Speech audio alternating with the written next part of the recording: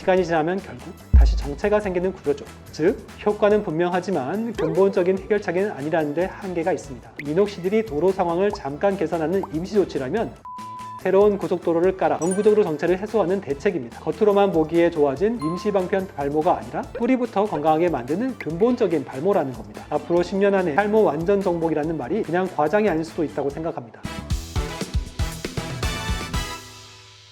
오늘은 조금 충격적인 소식을 전해드릴게요. 탈모 치료의 새로운 실마리가 설탕이었답니다. 네, 잘못 들으신 거 아닙니다. 설탕 맞아요. 물론 집에 있는 백설탕 머리에 뿌린다고 머리 나는 건 절대 아닙니다. 오늘 말씀드린 주인공은 2-디옥시디로보스라는 아주 특별한 당분, 줄여서 2DR이라고 부르는 물질이에요. 단순히 단맛을 내는 감미료가 아니라 우리 몸속 DNA를 구성하는 핵심 재료 중 하나입니다. 다시 말해 세포의 설계도를 만드는 데 필수적인 성분이죠. 이 연구가 더 흥미로운 이유는 애초에 2DR이 탈모 치료 목적으로 연구된 게 아니라는 데 있습니다. 처음에 연구팀은 상처 치유를 돕는 물질을 찾고 있었습니다. 과거 연구에서 2DR이 새로운 혈관 생성을 촉진한다는 사실을 이미 알고 있었기 때문에 이 기능을 이용해 피부 회복 속도를 높이는 실험을 진행하고 있었죠. 그런데 실험 도중 전혀 예기치 못한 일이 벌어졌습니다. 상처 부위 근처의 모낭이 갑자기 활발해지더니 죽어있던 털이 다시 자라기 시작한 겁니다. 처음에는 단순한 우연이라고 생각했지만 반복 실험에서도 같은 결과가 나왔습니다. 즉, 상처 치유를 돕기 위해 바른 2DR이 동시에 모낭까지 되살리는 효과를 보였던 것이죠. 이건 모발이 자라는 현상 이상이었습니다. 혈관이 새로 만들어지고 모낭에 산소와 영양 공급이 원활해지면서 모발이 한층 더 건강하고 진해졌습니다. 말 그대로 모발의 환경을 근본적으로 바꿔주는 변화였던 겁니다. 여러분, 설탕이 탈모 치료가 될 수 있다면 써보시겠습니까? 댓글로 솔직한 생각 남겨주세요.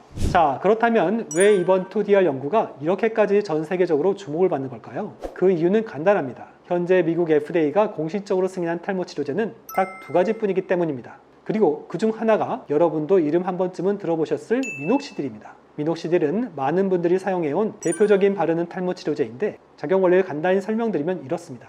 모낭 주변의 모세혈관을 잠깐 넓혀서 혈류를 증가시키고 그 순간 영양분과 산소가 더 잘 공급되도록 만드는 방식이에요. 쉽게 말해 막힌 도로에서 경찰이 일시적으로 신호등 초록불 시간을 늘려주는 것과 같습니다. 그 순간에는 차량 흐름이 원활해져 막힌 구간이 풀리지만 시간이 지나면 결국 다시 정체가 생기는 구조죠. 즉, 효과는 분명하지만 근본적인 해결책은 아니라는 데 한계가 있습니다. 그런데 2DR은 이와 완전히 다른 접근을 합니다. 이 물질은 기존 도로의 신호를 조절하는 것이 아니라 아예 새로운 도로를 건설해버립니다. 구체적으로 모낭 주변에 새로운 혈관을 생성시켜서 해당 부위가 장기적으로 풍부한 혈액 공급을 받을 수 있는 환경을 만들어줍니다.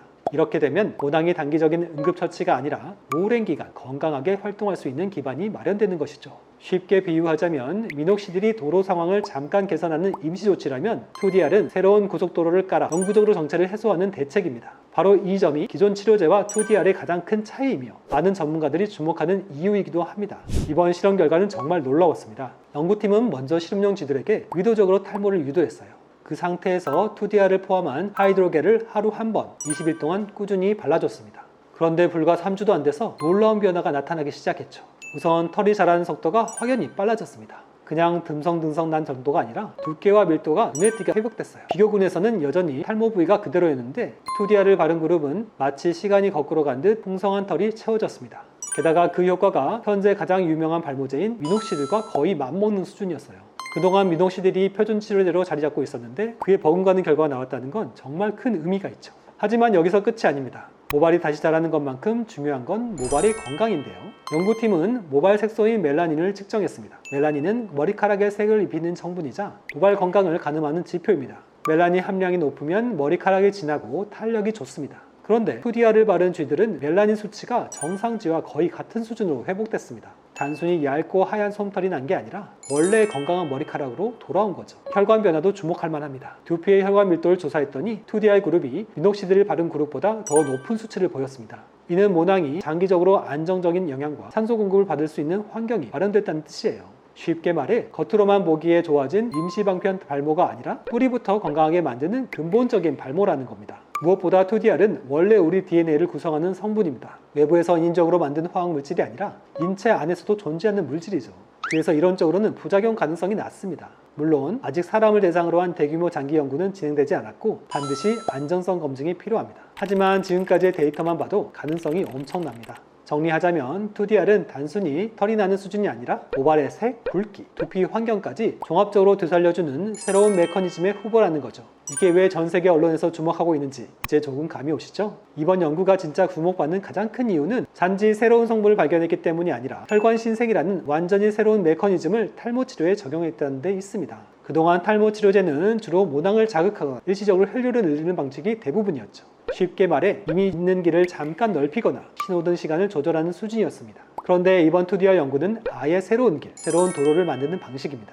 이렇게 되면 모낭이 받는 영양 공급 환경 자체가 근본적으로 바뀌게 되죠. 이게 왜 중요하냐면 모발이 자라기 위해서는 모낭세포만 건강해서는 안 됩니다. 그 주변을 둘러싼 혈관, 영양 공급망, 모세혈관 네트워크가 함께 좋아져야 장기적으로 발모가 유지됩니다. 2DR은 바로 이 부분을 건드린 거예요. 단순히 털이 났다 해서 그치는 게 아니라 털이 오래 건강하게 유지되는 환경을 만드는 게 첫 번째 사례라는 거죠. 여기에 요즘 AI 기술이 신약 개발 속도를 엄청나게 끌어올리고 있습니다. 예전에는 신약 하나가 나오기까지 10년 이상이 걸리고 그 과정에서 수천억 원이 투입되곤 했어요. 하지만 지금은 AI가 후보 물질을 걸러내고 부작용 가능성을 미리 예측해 줍니다. 덕분에 예전보다 훨씬 빠른 속도로 안정성과 효능 검증이 가능해졌죠. 이 말은 2DR과 같은 신물질이 실제 시장에 등장하는 시점이 과거보다 훨씬 앞당겨질 수 있다는 뜻입니다. 저는 개인적으로 이런 속도라면 앞으로 10년 안에 탈모 완전 정복이라는 말이 그냥 과장이 아닐 수도 있다고 생각합니다. 물론 아직은 임상전 단계이고 실제 사람에게도 동일한 효과가 나타날지 확실치 않아요. 하지만 지금까지 쥐실험에서 보여준 결과만 봐도 이건 그냥 또 하나의 발모제가 아니라 발모 환경을 재설계하는 치료법의 시작점일 수도 있습니다.